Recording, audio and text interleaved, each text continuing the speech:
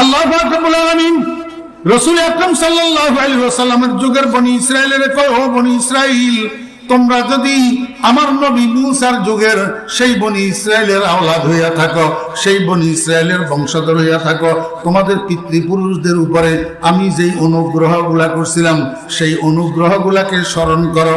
স্মরণ করি কি করবা? স্মরণ করি কি করবা?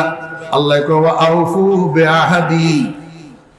আল্লাহ পাক রব্বুল আলামিন বলেন ওয়া আউফু বিআহদি উফি বিআহদিকুম ওয়া আউফু বিআহদি উফি বিআহদিকুম। তোমাদের পিতৃপুরুষদের উপরে আমার যে দয়া, আমার যে অনুগ্রহ, আমার যে নিয়ামত, এগুলাকে স্মরণ করি। তোমাদের পিতৃপুরুষদের সাথে আমার একটা অঙ্গীকার হয়েছিল। আমার একটা কি হয়েছিল? অঙ্গীকার হয়েছিল। কি অঙ্গীকার হয়েছিল?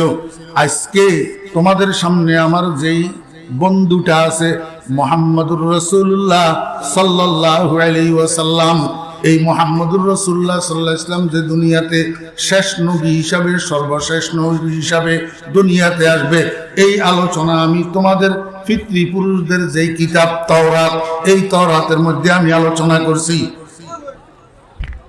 আমি আলোচনা করছি তোমাদের পিতৃপুরুষদের সাথে আমার একটা অঙ্গীকার হয়েছিল। তারা আমার সাথে অঙ্গীকার করছিল যুগ যুগ ধরে, কাল কাল ধরে তারা এবং তাদের উত্তরসূরিরা যুগে যুগে কালে কালে মুহাম্মদুর রাসূলুল্লাহ সাল্লাল্লাহু আলাইহি ওয়াসাল্লামকে মানবে, মুহাম্মদুর রাসূলুল্লাহ সাল্লাল্লাহু আলাইহি ওয়াসাল্লামকে তাসদীক করবে, মুহাম্মদুর রাসূলুল্লাহ সাল্লাল্লাহু আলাইহি ওয়াসাল্লামকে রাসূল হিসাবে স্বীকৃতি দিবে।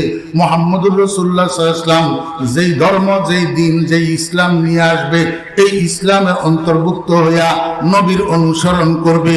এই কথা তারা তাদের আমার সাথে অঙ্গীকার ছিল এবং আমিও তাদের সাথে অঙ্গীকার করছিলাম, যদি তারা আমার মুহাম্মদকে নবী হিসাবে স্বীকৃতি দেয়, আমার মুহাম্মদের ইসলামের অন্তর্ভুক্ত হয়, আমার মুহাম্মদের অনুসরণ যদি করে, তো আমি তাদেরকে জান্নাত দেব।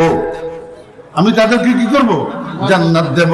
ও মদিনার ইহুদিরা, মদিনার বনি ইসরাইলা, আজকে তোমাদের সেই অঙ্গীকার তোমরা পুরা করো, আমিও আমার অঙ্গীকার পুরা করব। আউফু বিআহদি উফি বিআহদিকুম। ও ইহুদির গোষ্ঠী, তোমরা তোমাদের পূর্বপুরুষদের দেওয়া অঙ্গীকারটা, আমার সাথে যে অঙ্গীকার হয়েছে, এটাকে তোমরা পূর্ণ করো। আমি তাদের সাথে যে অঙ্গীকার করছিলাম জান্নাত দেওয়ার অঙ্গীকার, এটাও আমি পূরণ করব। যদি তোমরা মুহাম্মদুর রাসূলুল্লাহ সাল্লাল্লাহু আলাইহি ওয়াসাল্লামকে নবী মানো, নবীজিকে যদি তোমরা তাসদীক করো, নবীজির উপরে মিথ্যা আরোপ যদি না করো, নবীজির সাথে বেয়াদবি যদি না করো, নবীজির অনুসরণ যদি করো, তাহলে জান্নাত তোমাদের জন্য কনফার্ম।